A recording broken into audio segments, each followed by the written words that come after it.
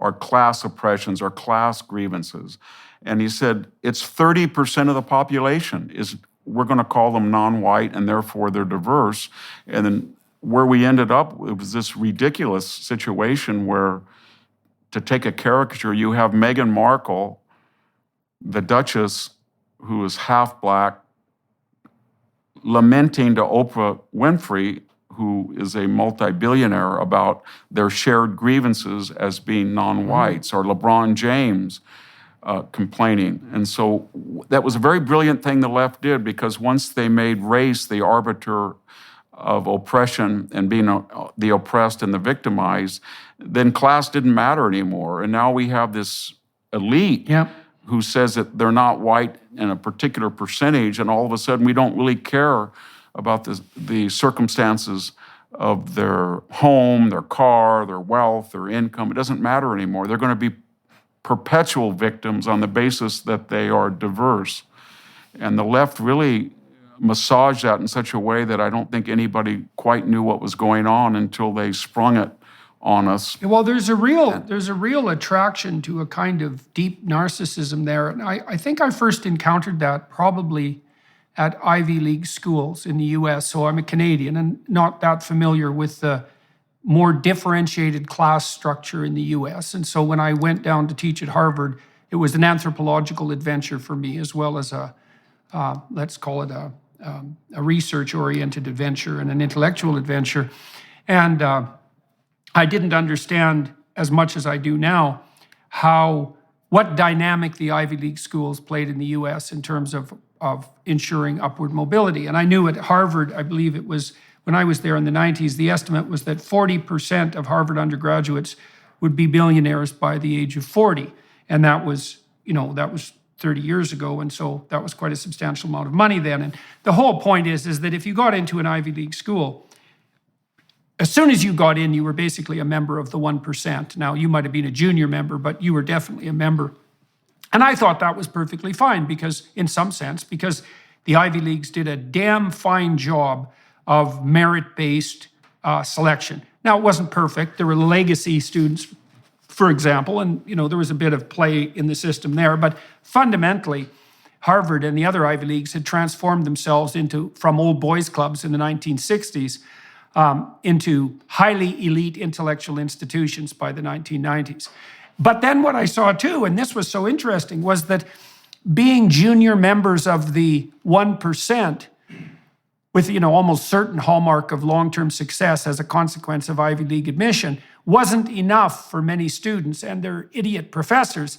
They had to have the label of oppressed working for them too. So you had this strange spectacle, as far as I was concerned, of these unbelievably fortunate Ivy League students who were offered an opportunity that, is really unparalleled in human history, not only benefiting as a consequence of being the beneficiaries of this amazing system, but simultaneously claiming the status of the poor and oppressed, and claiming at the same time to be avatars and representatives of that oppressed group. And I thought, Jesus, you guys, being rich and powerful in junior form isn't enough for you. You have to have all the virtues of the rich and all the privileges and opportunities, and you have to have all the virtues of the poor and oppressed at the same time. It's that just seems to me to be a bit much. And you see that reflected in the people that you're describing, who have this unbelievable wealth and opportunity, and who yet put themselves forward as, canonical victims of an oppressive system. I think we're going to see in our lifetime, though, the end of the Ivy League, Stanford, Berkeley cattle brand as a mark of entree into the 1%. And by that, we're no longer into when we had proportional representation at admissions and hiring, that was sort of the modus operandi until George Floyd. So 12% of the student bodies were African American, even if they had, on an average, 200 points less than Asian students on the SAT, or we had about 65% white.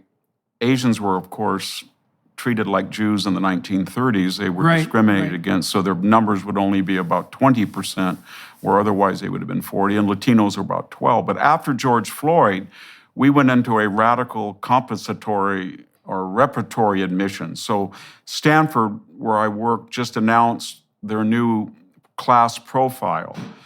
It's 23% white, and out of that, 54% are women. So, and you have about 12% white males, and the SAT to accommodate that became optional rather than mandatory. But here was what was interesting about some of the statistics.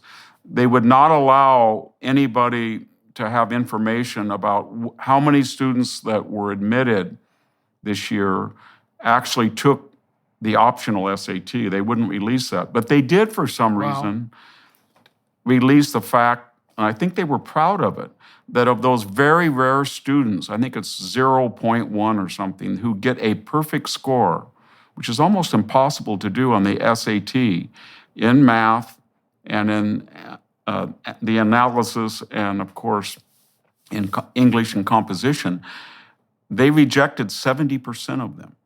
70%. Wow. And so what we're seeing, you can see it in free fall, because what's happening when you bring a lot of students that were not competitive through K through 12, and almost instantly and arbitrarily you declare that they are Ivy League students, then they go into these classes, and then the professors are in this dilemma because they either have to do one of three things. They either have to change radically the curriculum to facilitate people that were not properly prepared, and they're doing that some, or they're going to have to radically change the grading system so that a person who would have gotten a D or C gets a B or A, and they're doing that in some cases. Or a few feel that they are going to die on the altar of standards, and they're starting to grade according to what people actually earn. But when we have 15,000 administrators or administrative staff and 16,000 students, you can see that we've got kind of a commissar system, and many of these are these new diversity, equity, inclusion czars. And so then if a faculty member does cling to standards, cling, I guess is a good word, then he has a systemic racist pedigree because he's deliberately giving grades lower in this narrative to people of color. And the result, how it all works out, I think in the end, is that Silicon Valley and all these people privately, when you talk to them, they're either preferring, say, a coder from Georgia Tech than from Stanford, or themselves, they're actually giving tests to people stealthily. So if you want to go to work at Google or you want to go at a startup and you come with a Stanford bachelor's degree, that no longer is entree anymore because they know that the degree is not competitive with Cal State, San Luis Obispo, or much less Hillsdale College. And so what they're doing is they're offering tests themselves, or I should say requiring it. And so I think in a very brief, Yale let in 50% of its student body was white. I think it was 55% female, so about 25% was white male of that campus.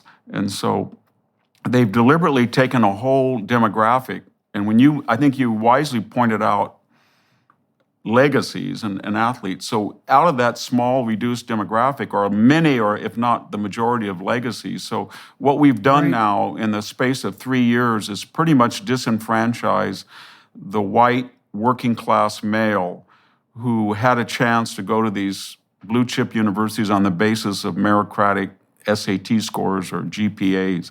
And they're no longer on campus anymore. They've disappeared in the space of, there's no room for them given the demands on this identity profile. So we could let's talk technically for a minute, so that everybody can understand what these selection criteria actually mean. So you could define a meritocratic selection process technically. You could say, imagine you have an outcome, so you need an outcome first, which might be job performance or net lifetime productivity, something like that. And you can very much argue about what the outcome variable should be, but it's generally associated with something like economic productivity.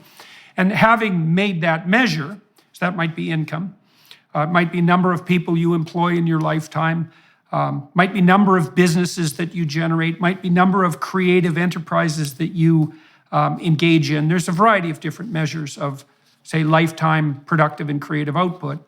And then you could say that